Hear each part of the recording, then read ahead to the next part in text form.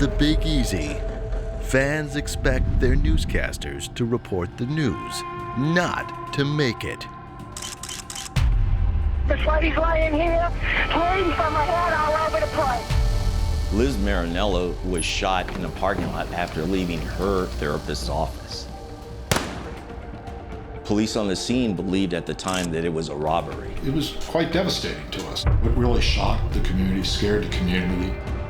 In a city that knows death and disaster, you can only be sure that today's bad news is going to be tomorrow's unbelievable headline.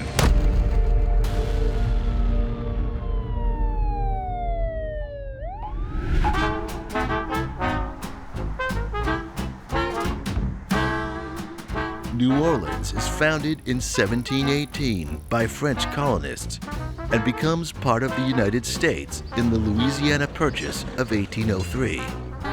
It lies along the Mississippi River and is the most populated city in Louisiana. New Orleans' history of colonial rule brings numerous cultures and traditions into one space. Voodoo is synonymous with New Orleans, created by enslaved West Africans who merged their religious practices with local Catholicism. Nicknamed the Big Easy, New Orleans is known for a slower, simpler, and easygoing vibe.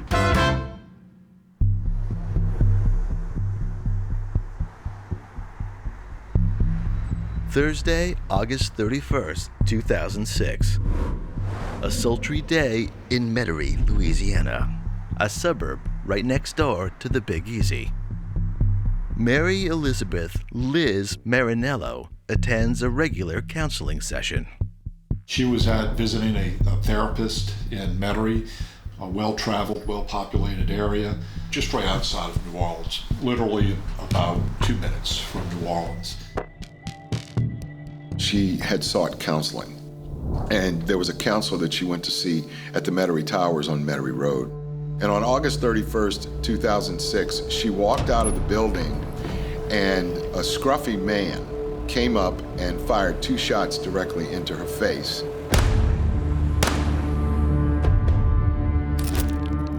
She is shot point blank, only steps from her car. Liz falls to the cement and lies in a pool of her own blood. The scene of where Elizabeth was shot was in the parking lot of an office building. The gunshots alerted several people who came over. The police were called immediately. Everybody was there quite quickly. Assistant Parish, number 1, operator 58, may I help you? Ma'am, I'm on Metairie Road behind Metairie Towers in the parking lot. This lady's laying here, bleeding from her head all over the place. It looks like she's been shot on the side of her head. Okay, we'll get someone over there, okay? Oh, Jesus. Liz is alive. As they await the paramedics, police talk to terrified witnesses to identify the shooter. The perpetrator was sort of a scraggly man who rode away on a bicycle. He had been panhandling in the neighborhood. People report seeing a tall, thin man in a long-sleeved shirt, wearing a beard and mustache, who has the appearance of a vagrant.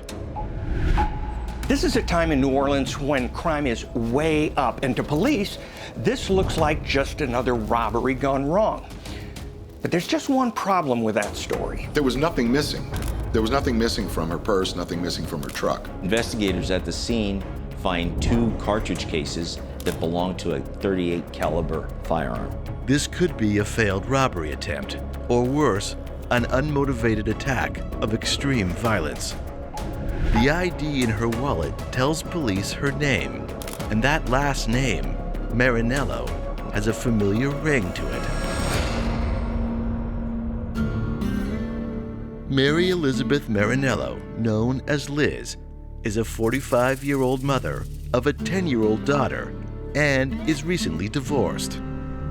She was from Mississippi. She moved here. She met her first husband. She got divorced from him. A healthcare professional, Liz is a vibrant woman who loves movies and attends plays. She worked at Children's Hospital as a respiratory therapist, and all her patients had nothing but fantastic things to say about her. Liz recently is in the public spotlight. 2 years earlier, she meets famous New Orleans sportscaster Vince Marinello. They had started dating in 2004, where they met at a charity event at a local bar and music venue, the Rock and Bowl. The bowling alley and dance hall is a popular spot in New Orleans for Zydeco music. One night in January 2004, they were having some Elvis impersonators. And when Vince Marinello saw Liz from across the room, he was smitten. And he asked her to dance, and after that, I think it was the next day or 2 days later, he sent her flowers. Their courtship was kind of awkward because he was 66 years old and she was 41, and she recognized that age difference. When he sent her flowers on Valentine's Day of 2004 and asked her on a date, she decided she would go. Even though Vince is over 20 years her senior and known for his toupee, he has a flamboyant style and an undeniable confidence. He dazzles her by telling her about his fortune, law degree, and even hints at fascinating connections, including television personalities, police, and even the mafia. A whirlwind courtship results in marriage only 6 months later, on October 23rd, 2004. So Vince was a well-known, well-respected, and well-liked newscaster here in the New Orleans area. He had an emphasis on sports, was very knowledgeable, and really knew everyone in town, especially connected to the sports community. And he gains even more public respect when disaster hits. August 29, 2005. Hurricane Katrina hits New Orleans. The hurricane's 19-foot storm surge breaches the city's levees. When New Orleans floods, Vince Marinello stays on the air, giving life-saving updates and reassuring residents as they call in, and giving words of comfort to the dislocated. He actually got on the air and was broadcasting to people, kind of saved some people's lives while he did that. He was one of the people that stayed behind and reported on the aftermath of Katrina and just the horrible effects on everything. And I think that took a toll on him, as it did everyone who remained in New Orleans at that time. This May-December romance is a second chance for both Vince and Liz, and they're a dream couple, beloved by friends and admirers. And now that dream is crushed. Liz struggles for her life while a shooter is on the loose. You know, overall, the community, I think, was initially shocked by this incident. Just a shooting that took place along a very nice stretch of suburban Metairie, sort of a well-to-do neighborhood where there's not a lot of crime. It's hours later when police track down the victim's husband. This was actually in Jackson, Mississippi, which is a couple of hours outside of New Orleans. He was with some friends watching the Saints game. Police inform Vince Marinello that his wife is in hospital, fighting for her life. And then, investigators have a breakthrough. The office building where Elizabeth was shot had surveillance cameras, where they captured the person they believe was a perpetrator on the surveillance cameras, pacing around and doing like a lot of people, folding his arms. The surveillance video shows a man fitting the description of a vagrant lurking in the parking lot 30 minutes before Liz arrives. Immediately before she leaves the building, though, the perpetrator moves to an area where Liz was shot. Video and witness descriptions point police to a prime suspect, a man that has been spotted in the area that fits the description. There was one individual who lived in a neighborhood near where Elizabeth was shot. He'd been panhandling in the building in which Elizabeth had visited, and he had gone to the church directly across the street and spoken to the church secretary about getting some handouts. We looked into the gentleman's background. He was a heroin addict who is currently at large. Police must find this man fast. He's armed and could kill again. Witnesses described seeing a man putting a bicycle into the trunk of a white Ford Taurus. Investigators search the vehicle and find a box of 9mm cartridges in the glove compartment. If there's a reason to kill somebody, hurting your child might be one.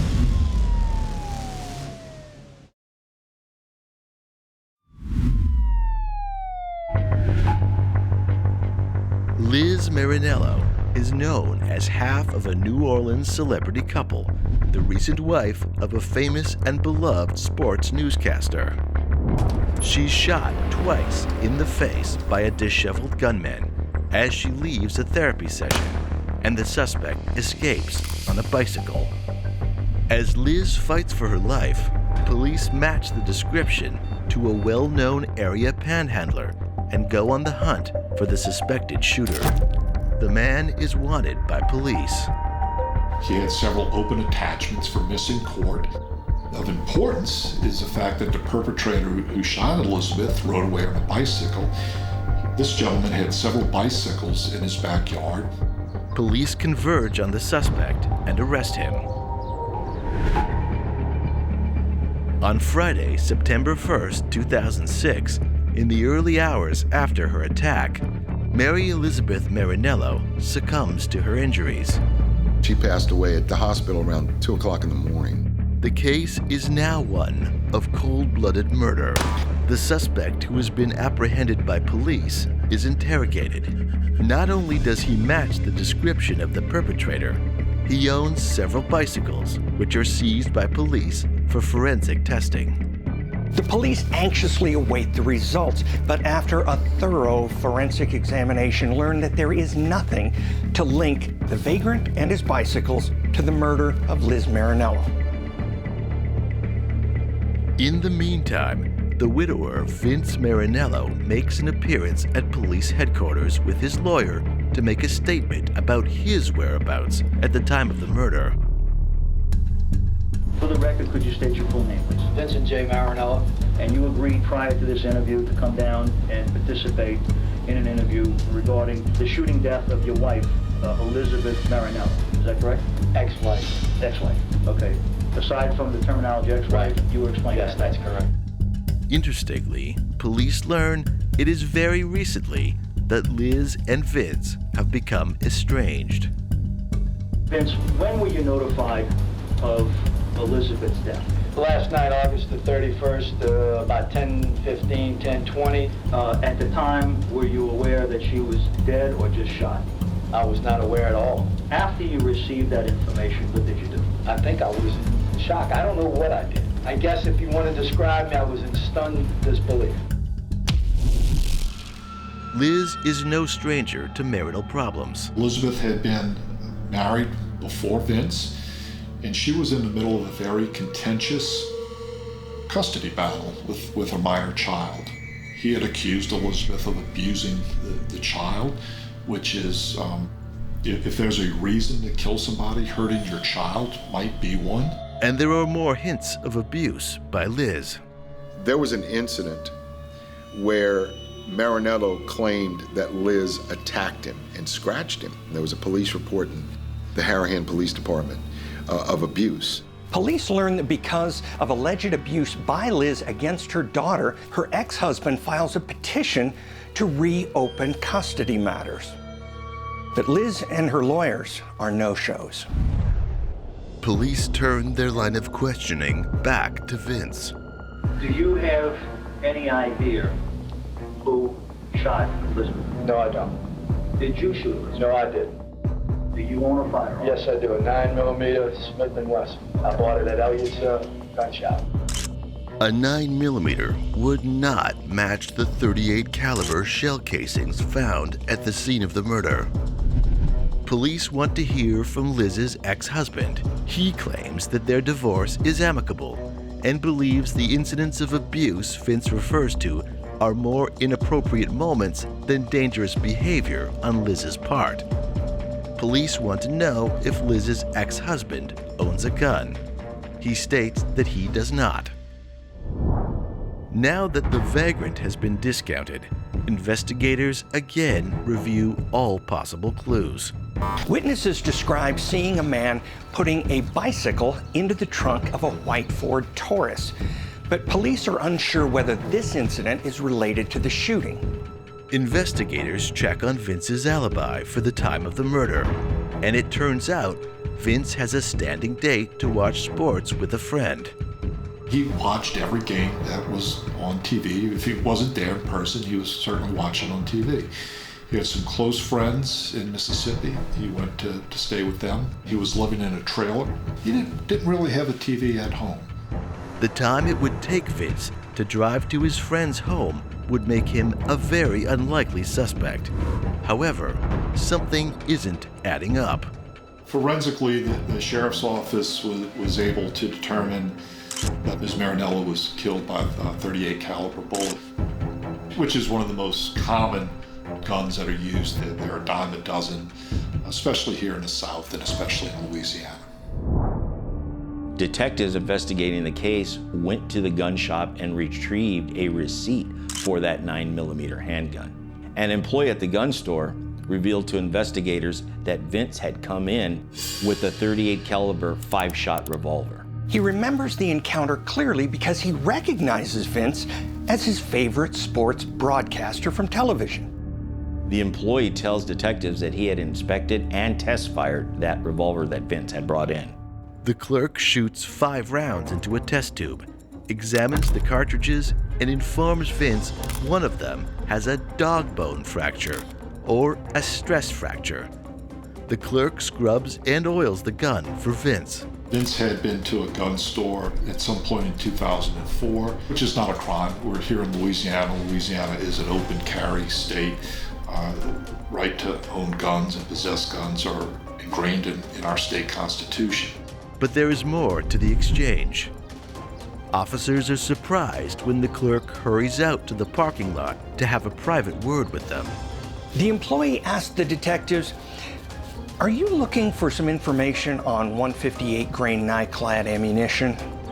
Police want to know why a gun shop clerk correctly guesses the type of ammunition that killed Liz Marinello.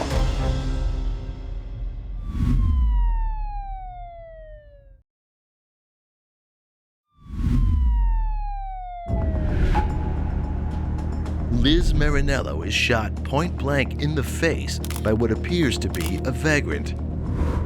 Hours later, she succumbs to her injuries. Her recent marriage to famous New Orleans sportscaster Vince Marinello is going through a vicious annulment. When the prime suspect turns out to be a false lead, police dig deeper and get a big surprise from a staff member at a gun shop where Vince Marinello recently shops. The employer revealed to investigators that Vince had purchased a box of 50 nylon-coated bullets. Vince had said he had wanted the best stuff available. These nylon-coated bullets, also known as KTW, were produced from 1960 to 1990. The bullet itself was either brass or steel. The coating on top of it was to protect the gun that it was being fired through from having the barrel eroded by the hard metal of the brass or the steel. It's not actually the nylon coating that allowed it to penetrate better, but it was actually the material that was used for the bullet portion. Because these bullets were very unique and they were found in the autopsy, then it gave investigators all the more reason to go and look further into where these bullets were purchased. Detectives during their investigation come to the realization that Elliott's gun store is the only store that sells that nylon-coated ammunition. If an individual has those nylon-coated bullets and then there's nylon-coated fired bullets in an individual, well, naturally you would go ahead and be able to piece it together that it is possible that whoever purchased those nylon-coated bullets fired them into the victim. The gun shop visit focuses authorities on a new prime suspect. Hey, you know, maybe we ought to start looking at the husband, because when you look sometimes at victimology, it's always somebody closest to the victim that commits the crime. Elizabeth was visiting her therapist. One of the issues she was talking to the therapist about was her marital problems with Vince. They were not married for a long time, but they were having some difficulties. And I think that immediately makes detectives focus on a spouse. And police find there is more to this famous sportscaster than the persona seen in the public eye. Vince Marinello was raised in the 9th Ward, which has a specific dialect that they use. It's more like Brooklynese. Marinello was Italian. At one point, the Italian community was quite prominent in the French Quarter. And because he spoke with this type of dialect, it endeared him to the New Orleans people. He started every one of his programs with, "Hello, everybody." He was a pretty good sportscaster in his day. He was a character. He was a character. He's famous for many years, but as he ages, he's moved to radio to make way for young up-and-comers in television. This is a demotion for Vince. But in August 2005, New Orleans is ravaged by Hurricane Katrina, which floods more than 80% of the city. Post-Katrina, he was still working at WWL Radio. I think it was the only radio station that was still open at the time. And they were handing out news. They were telling people where they could get food, how to apply for FEMA relief, generally what was going on in particular areas, and he did a great job doing that. Vince never leaves his post during the disaster. He was also an announcer at the fairgrounds for horse racing. He was familiar with New Orleans sports, more than I think a lot of other announcers would be. When Vince meets the much younger Liz, he is relentless in his pursuit of her. When they first met and they started to fall in love, he told Liz, "Look, I got $3 million in bonds and they're getting ready to mature, and you know what? You don't have to work the rest of your life." Liz is swept away. They were married in October of 2004, but all the attention had to be on Marinello. He had a makeup artist that was at the wedding that was putting makeup on him. Every time it would crack or it would leak or something, he would have the makeup artist come up and put the makeup on him. He adored the woman, but it was more of an obsession than anything else. The too hasty wedding sours rapidly. Later on, there were notes found where he wrote notes to Liz which were very abusive, like, you know, you didn't compliment me on my shirt, you didn't compliment me on how I looked today, and things of that nature. Liz realized that she was living a lie with this man. But things become irreparable when Liz discovers that when she and Vince get married, Vince is still married to his first wife, Andrea. She discovered that he had not moved all of his stuff to her house, and he was still living with his wife, Andrea, who had filed a lawsuit against him because he got money fraudulently using her name somehow. That was the straw that broke the camel's back. In Louisiana, there's a procedure in which most divorces take place, in which the plaintiff obtains two judgments. A preliminary default judgment, which was obtained prior to Vince's marriage to Liz, but subsequent to that preliminary default judgment, a confirmation of that judgment has to take place, which makes the preliminary default judgment final. That had not taken place. She filed for divorce with all the other lies that had been piled on top. She took a trip to New York, and she didn't tell him why she was going. She was actually going to meet Marinello's brother, Peter. And Peter told her, look, he doesn't have $3 million. The only money he gets is Social Security and the money from the radio station. Even though Vince was successful, he was not successful at keeping his money. Marinello also had a penchant for telling tall tales. He said he had links with the mafia. He had a law degree. He never went to college, so he never had a law degree, but he told people that's what he did. She was wondering, had he ever told her the truth? As police investigate Vince Marinello more deeply, something about his gestures strike a chord of recognition. The office building where Elizabeth was shot had surveillance cameras where they captured a person they believe was a perpetrator on the surveillance cameras. The person is unrecognizable. Nobody could look at that tape and say that's Vince Marinello. Or could they say it's anyone else in particular? Just like, look like a homeless fellow pacing around and doing like a lot of people, folding his arms. But it is just these movements that make police look twice. The district attorney's office had obtained some other surveillance footage of Vince Marinello. While he was waiting to make his statement, a video camera happened to catch him walking in his mannerisms. He was walking around with his arms folded.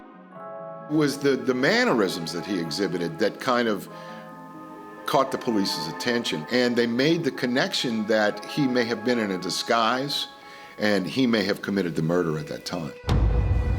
Police wonder if Vince Marinello is actually the vagrant who shot and killed Liz.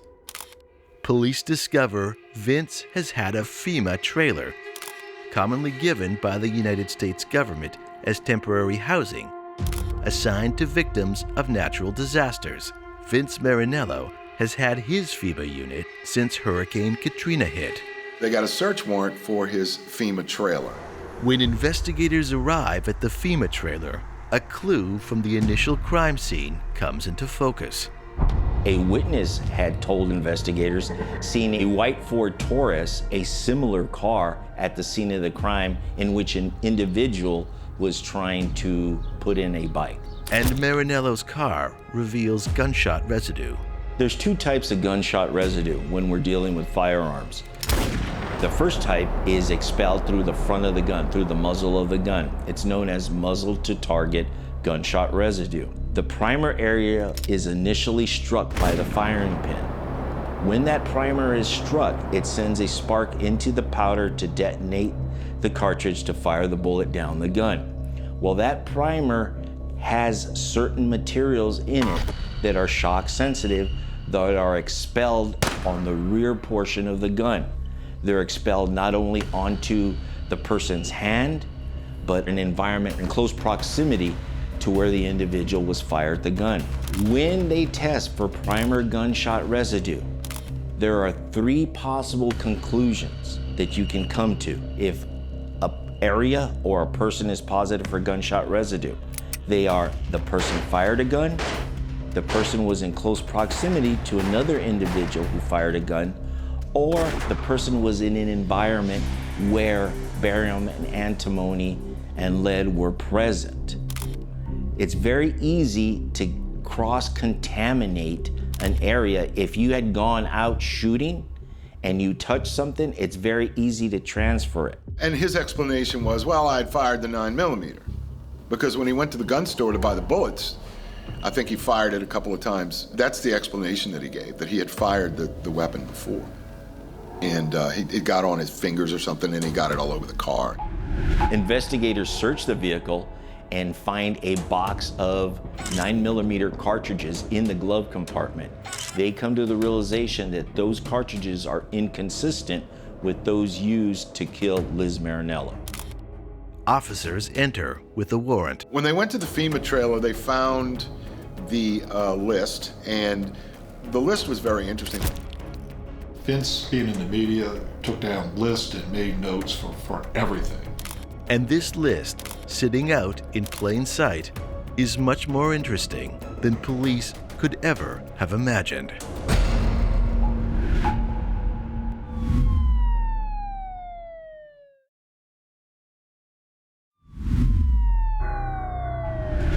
There is plenty of mutual acrimony and an impending divorce between Vince and Liz Marinello when she is shot to death by what appears to be a vagrant. A gun shop sales clerk informs detectives that he sells Vince Marinello the kind of bullets Liz is shot to death with.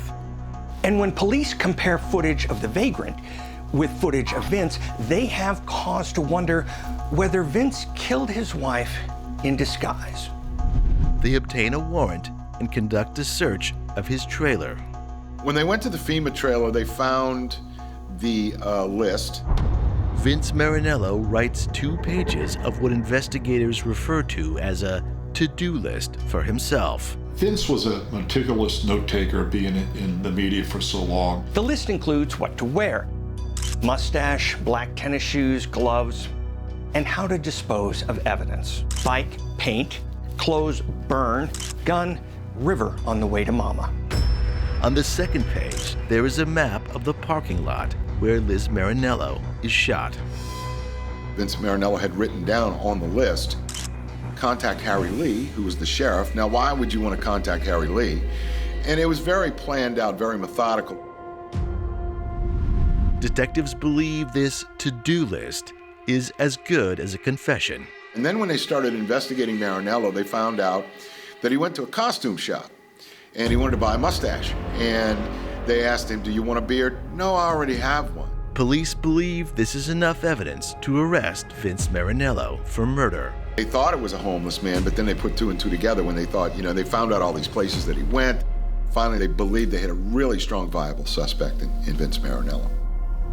On September 7th, 2006, 69-year-old Vince Marinello surrenders to authorities and is booked into the Jefferson Parish Jail in Gretna on second-degree murder charges.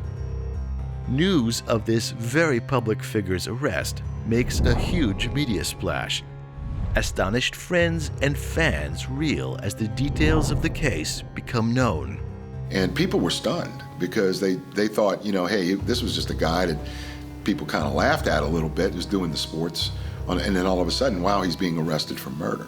He was in jail on a suicide watch for a while because they had a bail hearing coming up. So he was trying to figure out who he was going to call to get the bail money. But his friends are unwilling to put up their homes to make bail for Vince Marinello. And Marinello was mad about that. He's very bitter about that. He said, if my friend had committed it, I don't care who he was, if he was the Pope, I would have put up my house and things. But I think at that point, a lot of people were just not convinced that he was innocent. As the case goes to trial, Marinello's attorneys request a change of venue due to the publicity surrounding the case. There was no way Vince Marinello was going to get a fair trial in Jefferson Parish. The request is granted. So the incident took place in Jefferson Parish. However, the trial actually took place in Lafayette, Louisiana. Lafayette is in the heart of Cajun country. Vince had some attorneys who were helping him free of charge before then. But once Vince was indicted, the case was too big to handle for free. He had no money at the time. He simply had no money, like a lot of people find themselves at some stage in their lives. And he qualified for our services. The court appointed the public defender's office, and we took the case. This was one of the most media-intensive cases I've ever handled. The media was present at every court hearing, every status hearing. If we were walking to the courthouse to pick up an extra police report, there were 3 reporters out there. Media scrutiny was all over this case. It was on the news every night. Defense say the crime can't be proved because the CCTV footage doesn't depict Vince's face. The prosecution vows that by the end of the trial, quote, there will be no doubt in your mind that he is the one who committed this crime. But it's anyone's guess how the trial will go. They connected him to the weapon, but they couldn't find the weapon. But they found a lot of circumstantial things there that really brought the case full circle. Without having the firearm to definitively say that those bullets came from that gun, and then to tie that firearm back to the individual, the suspect, is very difficult. With circumstantial evidence, with no murder weapon, can the prosecution make the case against Vince Marinello stick?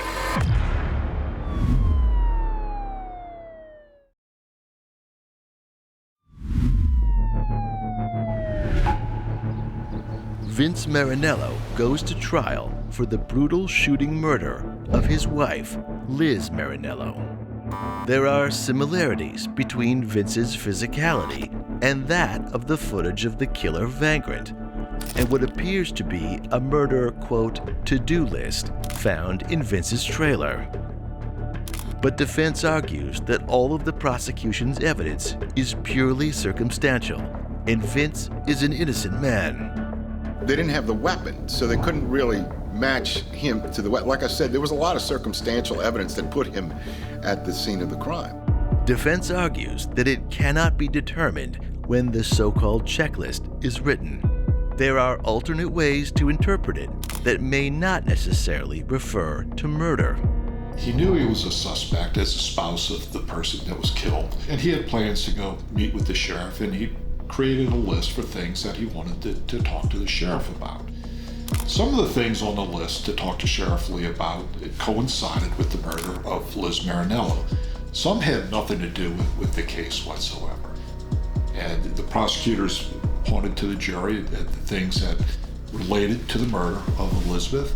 We pointed to the things that had nothing to do with the murder whatsoever. Vince's lawyer questions whether Vince actually purchases a disguise to dress as the vagrant, since Vince wore hairpieces regularly and was known to frequent hair shops. It is a strong defense, but the tide begins to turn against Vince Marinello. The district attorney played the two surveillance tapes side by side to try to show that that was the same person. A former handyman of Marinello's takes the stand, who has a conversation with Vince one day at the Marinello's home before the murder. Marinello asks, "Can I put a silencer on a .38?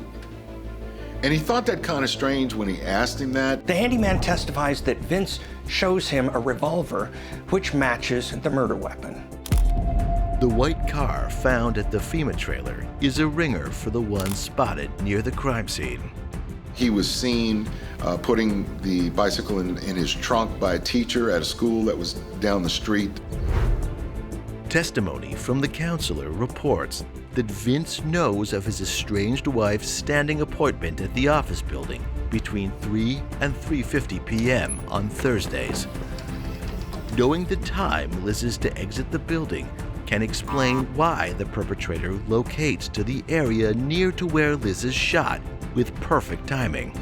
Vince was very well respected and well liked, and he really was. Vince had a lot of friends, knew everybody all over town. But his comrades start to jump ship. Vince's alibi is blown when his friends of over 25 years admit that Vince, in fact, arrives later to their home than they initially report on the evening of the murder. The alibi was falling apart. When Vince is informed of Liz's shooting, he admits that he makes no attempts to contact the hospital or check on Liz Marinello's daughter, his stepchild. But Vince's cell phone records become key. It was quite devastating to us, to be honest. This was the first case in Jefferson Parish in which cell phone records were used in a criminal case. They are routinely used in every serious case now, but this was the first one back in 2008. They were able to ping off of towers, and the prosecution tried to show that through Vince's cell phone records that his timeline in his statement to the police did not add up to where the cell phone records suggested he probably was at that time. What I think really clinched it for the jury, and what prosecuting attorneys always hope for, is that the defendant will testify. Vince takes the stand. And when he got up there, it was very arrogant, it was very nonchalant, not a lot of emotion. I think he wanted the attention, no matter if it was negative or positive here. He was bragging about his hotel room, how he had a microwave, he had access to a jacuzzi. You're on trial for your life here, and you're bragging about this. You know, I'm not going to say it was public opinion. I think the evidence strongly pointed to him being the murderer. It turns out the physical fight between Liz and Vince that he reports to police actually happens because Vince has pinned Liz's daughter to the wall, and Liz has to fight him to get him off. Assistant district attorneys later described Marinello as a narcissistic, egotistical, self-centered person. The jury did not deliberate for long before they came back with a verdict. On December 13th, 2008, after a 2-week trial, the jury makes their judgment. Vince was ultimately convicted as charged, convicted of second-degree murder, which in Louisiana is a mandatory life sentence. Vince was sentenced to life without parole. The jury needs only 90 minutes of deliberation. Back then, a typical jury in Louisiana would take about 2 hours to reach a verdict. But some believe the sentence does not reflect the crime. He knew exactly what he wanted to do. He had a map, bought the bullets, bought the disguise. And to me, that was premeditated, but he got second-degree murder. People got to see who he really was. The family really chastised him at the sentencing hearing. He didn't show any remorse whatsoever, at all. I would say the cell phone records were the most detrimental to him. I do not think they pinpointed to his guilt, but they certainly did undermine his credibility with the jury. And in this particular case, the evidence being those nylon-coated bullets not only were sold by a specific gun store, but they were in the victim, lend to the fact that the case is unique in that. And it aided in the investigation, I'm sure, for the detectives. I think he thought that his connections with the police department were going to get him out of this trouble. I believe his motive, and a few other people that I've spoken to, including some of Liz's friends, were that when Liz discovered that he was a bigamist, he didn't want his reputation ruined. And he figured if he got rid of her and they could not find out who did it, then his reputation would stay intact. All this information that Liz had probably would have denigrated his career.